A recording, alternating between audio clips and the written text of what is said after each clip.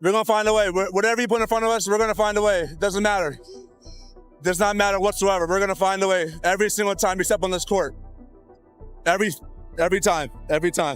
It was Christmas Day 2014. The Lakers roll into Chicago to face the Bulls. Kobe Bryant is hurt. He can't play, but he still shows up. And backstage at the United Center, one high school kid gets a shot to meet his hero. Kobe shakes his hand, looks him dead in the eyes, and asks one question. Why work if you don't want to be the best? Then Kobe walks back into the locker room. He comes out holding the red Christmas Kobe 9s, the exact pair he was set to wear that night.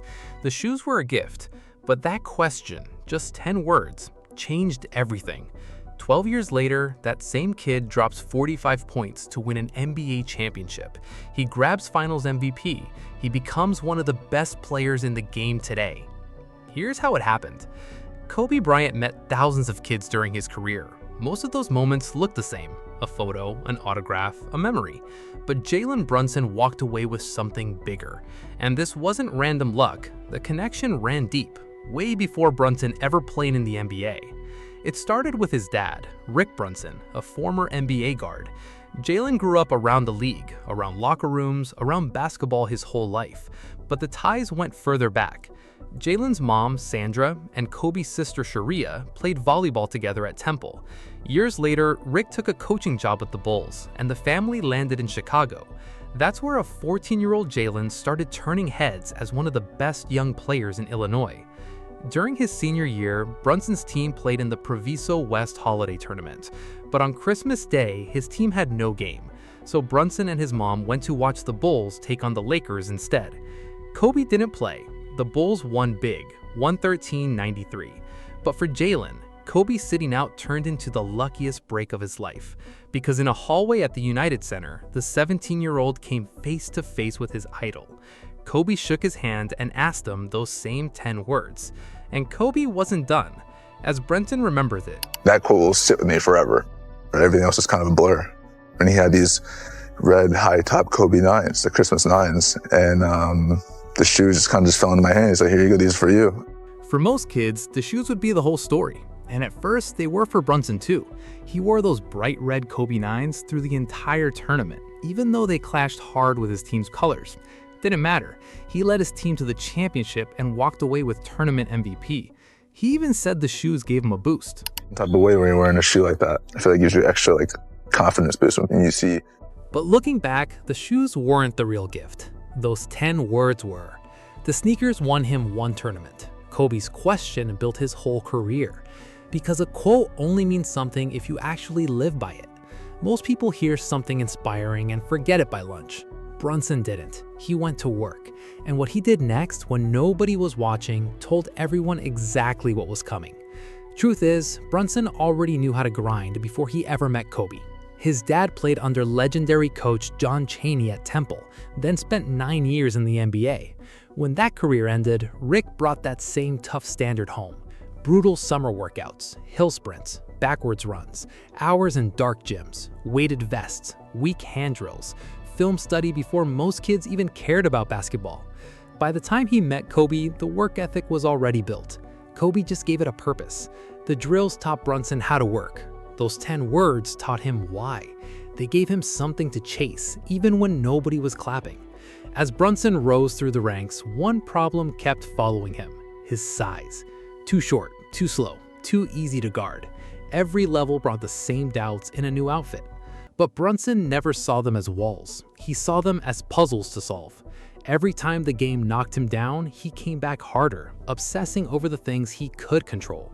Lavelle Moton, a USA basketball coach, once walked into the gym at 5:30 in the morning and found Brunson already drenched in sweat, deep into his own workout before practice even started. 500 makes every single day. That work turned into results. Brunson became a top 20 national recruit and the second best point guard in his class, proving his game was bigger than his doubters.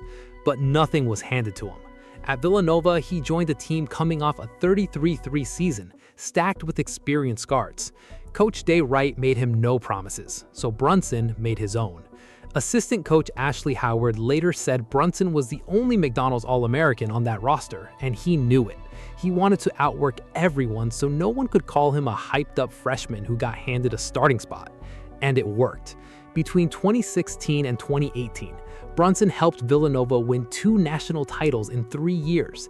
By his final season, he was the best player in college basketball, sweeping the Wooden Award, the Naismith Award, AP Player of the Year, and more. All right, quick timeout. And only if you've got the means and you can keep it responsible.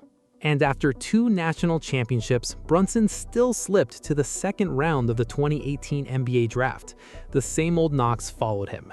3 of his Villanova teammates got picked in round 1. He didn't. But one Maverick scout, Kevin Stackhouse, saw something different. He said Brunson had gold dust on him. Simple reason? He just wins. That was enough for GM Donnie Nelson to take him 33rd overall. For Brunson, draft night was just another label to prove wrong. Just like Kobe, he'd already decided nothing would stop him. Being ready for Brunson was never about game night. It was about the empty gyms, the early mornings, the silent gyms with no fans and no noise. He entered the league quietly in 2018, coming off the bench, only playing when injuries opened the door. But those small chances started piling up. By the 2021-22 season, injuries to Luka Doncic and Tim Hardaway Jr. forced him into the starting lineup. He never gave the spot back. That season changed everything. It set up his next big move, New York. With the Knicks, Brunson stepped into a bigger stage.